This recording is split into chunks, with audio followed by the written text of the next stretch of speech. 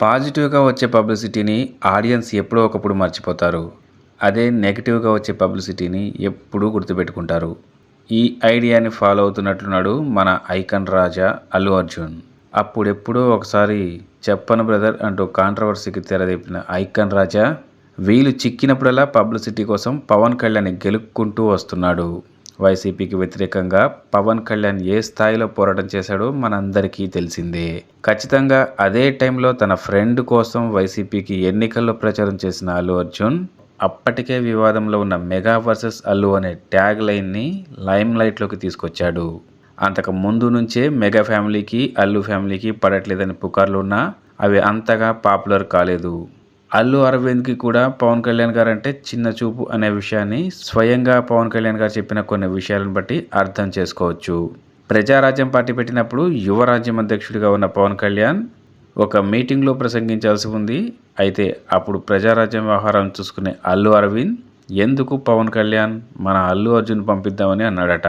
అంటే ప్రజారాజ్యం పార్టీలో ఉన్నప్పుడు తన పరిస్థితి అది అని చెప్పడానికి, తనకు పూర్తి స్వేచ్ఛ లేదని చెప్పడానికి ఉదాహరణగా ఈ విషయాన్ని ఆయన ప్రస్తావించాడు. అయితే ఈ మాటలని అల్లు ఫ్యామిలీ సీరియస్గా తీసుకున్నట్లుంది. ఎందుకంటే ఆ తర్వాత నుంచే ఎక్కువగా మెగా వర్సెస్ అల్లు వారి వివాదం మీడియాలో వినిపిస్తూ వచ్చింది. అవకాశం దొరికిన వెంటనే సద్వినియోగం చేసుకోవాలనుకున్నాడు మన ఐకాన్ రాజా.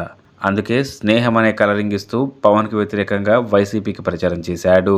పవన్ కళ్యాణ్ అప్పటికే 2 చోట్ల ఓడిపోయి ఉండటం, వైసీపీ ఇచ్చిన బిల్డప్ ఖచ్చితంగా మళ్ళీ వైసీపీ అధికారంలోకి వస్తుందన్న నమ్మకం, ఒకవేళ అదే జరిగితే రాజకీయంగా కూడా పవన్పై పైచేయి సాధించినట్లు అవుతుంది అన్న అతి విశ్వాసం, దాంతోపాటు మీడియాలో వస్తున్న రూమర్లను బట్టి చూస్తే అప్పటికే మతం మారి క్రైస్తవం పుచ్చుకున్న ఐకాన్ రాజా తన ఫ్రెండ్ని అడ్డం పెట్టుకుని జగన్కి మద్దతుగా పనిచేసి ఉండొచ్చు అని కూడా చాలామంది అనుకుంటున్నారు. అయితే పవన్ కళ్యాణ్ ఒక పబ్లిక్ మీటింగ్లో అల్లు అర్జున్ పేరు ప్రస్తావించడంతో కొంతవరకు వారి మధ్య వివాదాలు సద్దుమణినట్లుగానే అందరూ భావించారు. కానీ మన ఐకాన్ రాజా బుద్ధి మాత్రం ఏం మారినట్లుగా కనిపించలేదు. ఎంతో కష్టపడి ఏ బ్యాక్గ్రౌండ్ లేకుండా స్వయం కృషితో ఎదిగిన హీరోలు కూడా మెగాస్టార్ అన్న, మెగా ఫ్యామిలీ అన్న ఎంతో అభిమానాన్ని చూపిస్తారు. మా ఐకాన్ రాజాకి ఏమైందో కానీ ఈసారి తన ఎక్స్ ఖాతాలో పుష్ప 2 ఆడియో రిలీజ్ ఫంక్షన్లో దిగిన ఒక ఫోటోలో తన వెనుక పీకే అనే అక్షరాలను హైలైట్ చేస్తూ ఏం పీకలేరు బ్రదర్ అనే ఉన్న ఒక పోస్టర్ డిస్ప్లే అయ్యేలా ఒక ఫోటోని షేర్ చేశాడు. కానీ కొంతసేపటి తర్వాత దాన్ని డిలీట్ చేయడం కూడా జరిగింది. సోషల్ మీడియాలో ఒక పిక్చర్ని పోస్ట్ చేసేటప్పుడు బాగా పరిశీలించిన తర్వాతే పోస్ట్ చేస్తారు. కావాలనే అలా పోస్ట్ చేసి పీకే ఫ్యాన్స్ని రెచ్చగొట్టి ఆ తర్వాత తీసేసి ఉండొచ్చు, లేదా భయపడైనా ఉండొచ్చు. కానీ పవర్ స్టార్ ఫ్యాన్స్ ఈ విషయాన్ని అంత తేలిగ్గా తీసుకున్నట్లుగా లేదు.